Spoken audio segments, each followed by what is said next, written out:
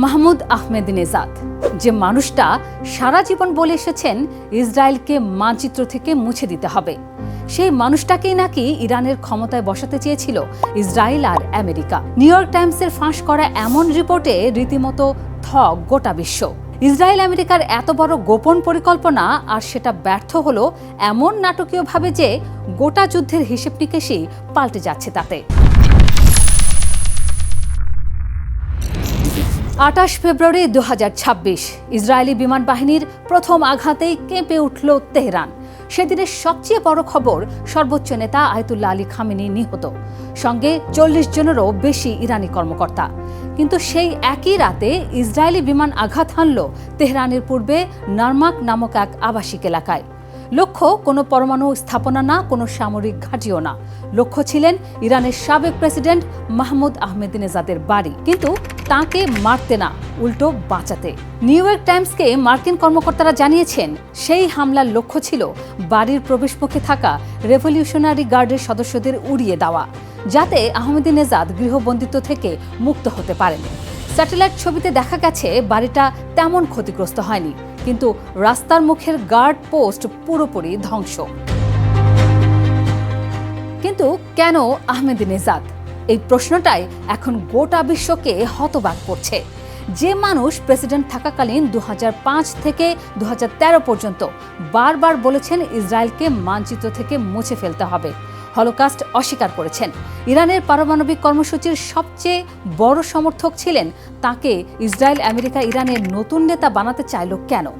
New York Times লিখেছে, সাম্প্রতিক বছরগুলোতে আহমেদিনেজাদ প্রায় একাই লড়াই করছিলেন খামেনির প্রতিষ্ঠানের বিরুদ্ধে। দুর্নীতির অভিযোগ এনেছিলেন শীর্ষ নেতাদের বিরুদ্ধে। পরপর কয়েকটি নির্বাচনে তার প্রার্থিতা বাতিল হয়েছে, ঘনিষ্ঠরা গ্রেপ্তার হয়েছেন, শেষমেশ তাকে রাখা হয়েছিল গৃহবন্দী করে। আর এই মানুষটির ঘনিষ্ঠ বৃত্তের উপর ছিল পশ্চিম এবং এমনকি ইসরায়েলের সাথে সম্পর্কের সন্দেহ।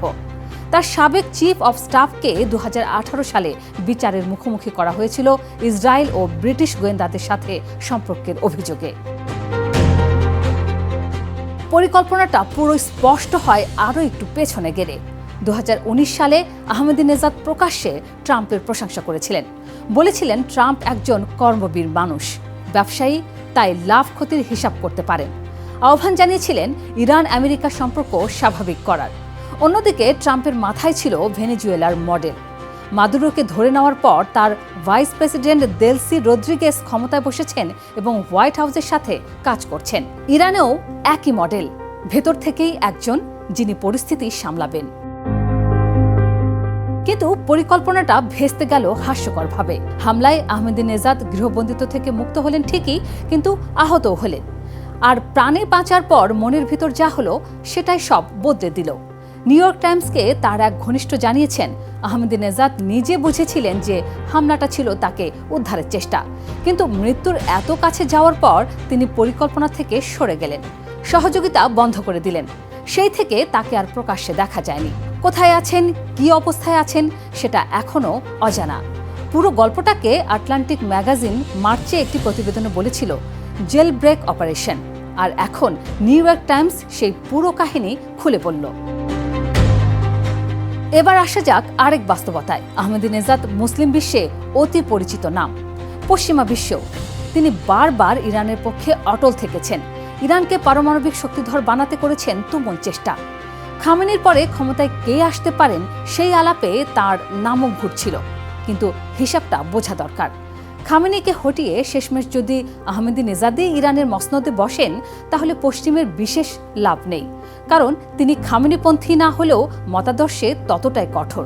ফলে বিশ্লেষকদের একটা অংশ এখন ভিন্ন একটা প্রশ্ন তুলছেন, এই পুরো রিপোর্টটা কি আসলে আহমেদিনেজাদকে ইরানের চোখে বিশ্বাসঘাতক প্রমাণ করার এক সুচিন্তিত নাটক, যাতে ইরানের ভেতরে তার যতটুকু ভিত্তি আছে সেটাও ধুলোয় মিশে যায়?